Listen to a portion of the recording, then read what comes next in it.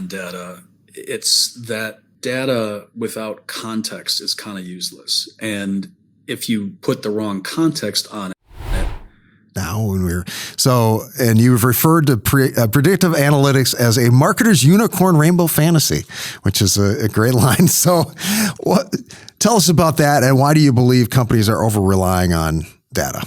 It's not so much that they over rely on data, it's that data without context is kind of useless. And if you put the wrong context on it, such as, I need to know that if they ate those onions, that they enjoyed their meal.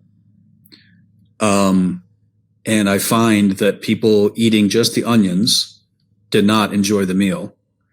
And then I decide to not serve the meal because I cooked it wrong.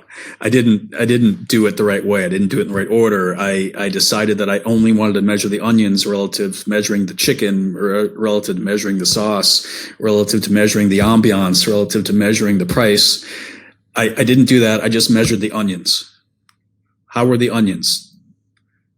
I hated the onions. They were terrible. Well, there's my data. I've got data now that they clearly don't like any of this stuff. So time to move on to whatever else. So data used incorrectly, which I've seen so many times over and over and over again, can really be a business's worst nightmare.